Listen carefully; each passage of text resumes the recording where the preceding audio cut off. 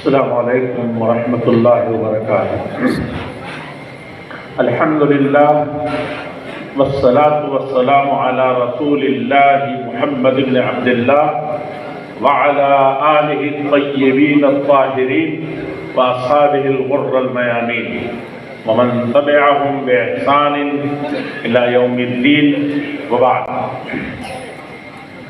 محترم صدر اجلاس مولانا احمد ولی رحمانی صاحب اور ملک کے مختلف تنظیموں کی چیدہ شخصیتیں اور ہستیاں جو اسٹیج پر موجود ہیں، خاص طور پر اس قافلے کے کہا جائے کہ میر کارواں محترم جناب مولانا اسد محمود اسد مدنی صاحب، جمعیت علماء ہند کے صدر عالی مقام اور جماعت اسلامی ہند کے امیر محترم جناب انجینئر سعادت اللہ حسینی صاحب اور دیگر ملی کونسل امارت شریعہ اور اس کے ساتھ ہی ہمارے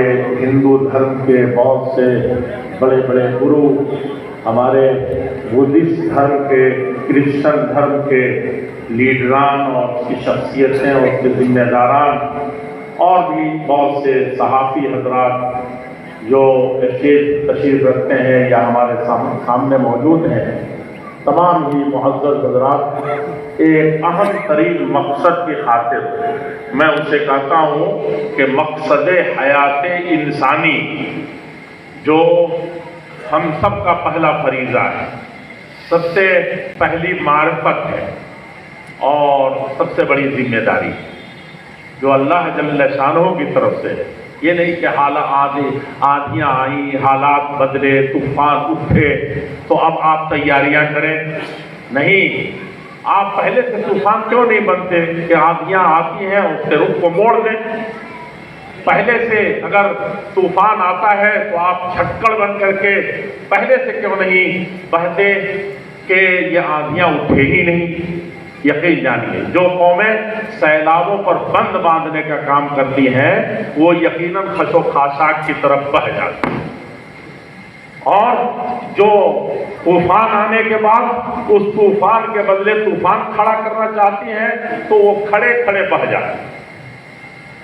لیکن آپ اس طوفان کے مقابلے میں اس سے بڑا کوئی آپ طوفان لے آئیے تو یقیناً اس دھارے کو، اس رخ کو آپ موڑ کر کے اس سمت میں لے جائیں گے جو جس پر آپ چاہیں گے، یعنی انسانیت کا قافلہ صحیح معنی میں اپنے صحیح رخ پر رواں دواں ہوگا۔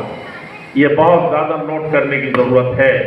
میں کہتا ہوں کہ آپ ماب لنچنگ کی بات کر رہے ہیں، ناانصافی کی بات کرتے ہیں اور فساد اور دنگے اور اشانتی کی باتیں کرتے ہیں، یہ کیوں ہے؟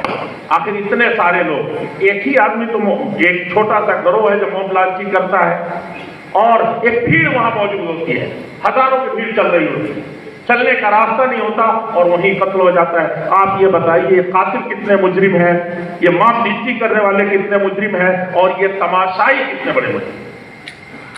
جرم کو آپ وہاں سے نہیں دیکھیں گے جہاں سے اس کو دیکھنا چاہیے تو یقیناً ظلم اسی طریقے سے پھیلتا رہے۔ اپنے حصے کی حصہ داری نبھائیے۔ ہمارے بعض بزرگوں نے، بعض بھائیوں نے کہا گاندھی جینتی ہو، گاندھی جی کی جینتی کا موقع ہو یا ابوالکلام آزاد کی دھرتی کا موقع ہو، یہ آپ وقت کی چیزوں سے کبھی مت ہوئیے کہ فلاں جینتی آئے گی اور فلاں دھرتی وہاں سے انقلاب اٹھے گا تو کوئی کام ہوگا، تب کوئی یادگار دن منایا جائے گا اور وہاں سے ہم چلیں گے۔ آپ کا ہر لمحہ، ہر گھڑی آپ کا محاسبہ کرنے کے لیے قوموں کی، جماعتوں کی، پارٹیوں کی اور تنظیموں کی محاسبہ کرنے سے پہلے ہر لمحہ آپ سے حساب چاہتا ہے۔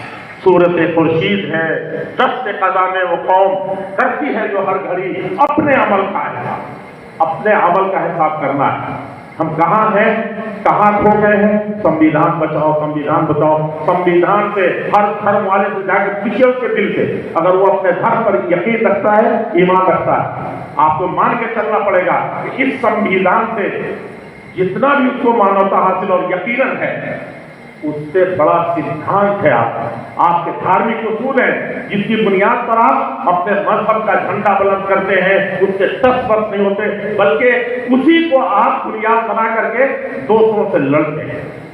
ये क्या चीज है? क्या इस सिद्धांतों को हमने कबूल किया है? एक मुसलमान अपने सीने पर हाथ रख के सोचे, एक छोटे से बच्चे का हाथ उसके घर में परवान चल रहा है, इतना बड़ा मुल्क है और इतनी बड़ी इंसानियत है, वो हक अदा कर रहा है।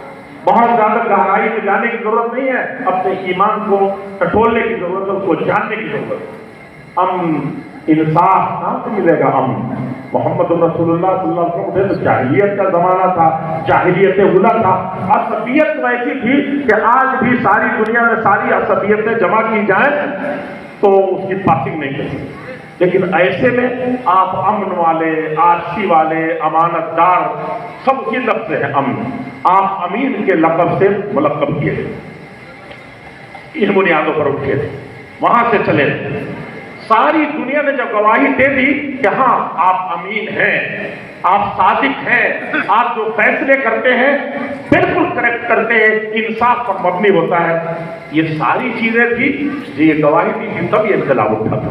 हम अपने गरीबान में नजर डाल करके जरा सोचें और इन बुनियादों को हम आगे बढ़ने की कोशिश करें, तो यकीनन जो इनकलाब आप चाहते हैं, जो बदलाव आप चाहते हैं, वो हकीकी माने में जो बदलाव आप चाहते हैं वो हकीकी माने में हकीकी बदलाव इख्तियार करेगा।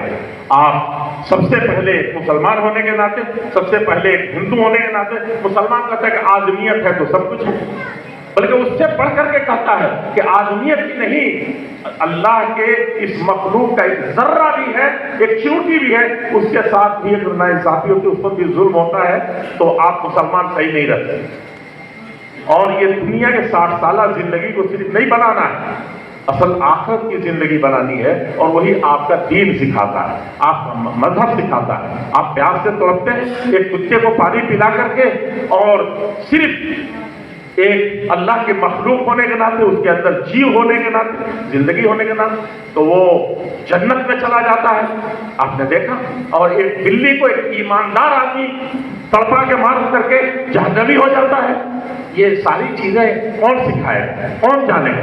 हमने कहा कि हरम है हमारे पास, तो जाहिर बात है हरम अल्लाह ताला ने बोले दिन से खराब करा दिया था, लेकिन आप हरम है तो दूसरी जगह अयोध्या भी है, जहाँ युद्ध नहीं हो सकता। कौन सा धर्म है जहाँ ढूंढेंगे तो जगह के हिसाब से, शख्सियत के हिसाब से, शरीयत के हिसाब से, जिसके अंदर ये सारी चीजें न हो। मैं कहता हूँ कि पूरा हिंदुस्तान धर्म वालों का है। ये धार्मिक लोग कहाँ मैदान चलाए हैं? मुट्ठी भर जवान किसी धर्म ही से तो आते हैं, क्यों नहीं? हिंदू धर्म का है तो क्यों नहीं ऐसे लोगों को कंट्रोल किया? ये मुसलमान कहीं अगर फसादी या आतंकी है जिस पर इल्जाम लगता हो, या हकीकत में वो जिम्मेदारी किसकी है सबसे पहले? क्या सिर्फ पुलिस की है, या सिर्फ हुकूमतों की है? आप यकीन जानिए कि ये सारी चीजें जिसको आप कर रहे हैं, ये पहला आपकी पैदाइश से लेकर के और आखिर तक की आपकी जिम्मेदारी।